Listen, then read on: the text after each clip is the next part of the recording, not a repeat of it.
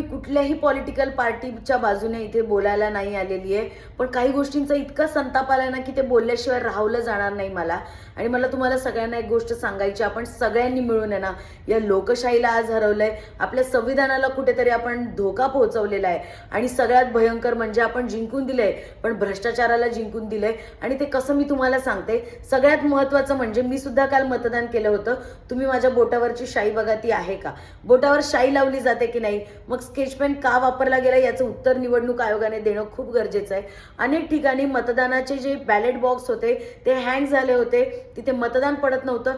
त्यावर काय कारवाई करण्यात आली यावर सुद्धा काही बोललं गेलं पाहिजे. आणि तुम्हाला एक गोष्ट सांगू का, अहो ती मतदान केंद्र ही लोकशाहीच्या उत्सवातली मंदिरं आहेत. त्या मंदिरांमध्ये ही सत्तेची लाचारी करणारी लोक आणून बसवली होती. पोलीस प्रशासन तर फक्त शोभेच्या भावल्या झाल्या होत्या.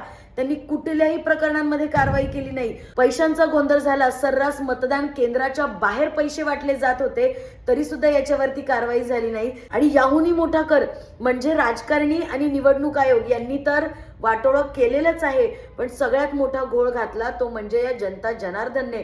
अहो तुम्ही तुमच्या मतदानाचे रेट ठरवले होते, त्या पॉलिटिकल पार्टीने आम्हाला या रेटने पैसे दिले, त्याच्यामुळे तुम्हीही त्याच रेटने पैसे द्या साहेब, नाहीतर सगळी मतदानं फिरवू. अशा पद्धतीचे रेट हे मतदानासाठीचे काल सुरू होते आणि आज त्याचा निकाल काय लागला हे तुम्ही बघताय. त्याच्यामुळे कशा पद्धतीने आपण निवडणुका केलेल्या आहेत, या निवडणुकांना काही अर्थ उरलाय असं मला अजिबात वाटत नाही. या लोकशाहीवरचा, या निवडणूक आयोगावरचा माझा विश्वास पूर्णपणे गेलेला आहे. आणि खरं तर आपण काय करतोय, आपण काय भविष्य घडवणार आहोत, खरंच मला कळत नाही. मी खूप स्पीचलेस आहे आणि मी खूप धक्क्यात आहे की कशा पद्धतीने म्हणजे आपण सगळ्यांनी मिळून या निवडणुका केल्या आणि काय याला अर्थ आहे का? जर एवढं सगळं सुनियोजित आहे तर कशाला मुळात निवडणुका घ्यायच्या होत्या? खरंच तुम्हाला याच्याबद्दल काय वाटतं तुम्ही कमेंट करून नक्की कळवा. आणि विचार घडवायचा असेल तर अशा विचारांना प्रोत्साहन देखील द्या.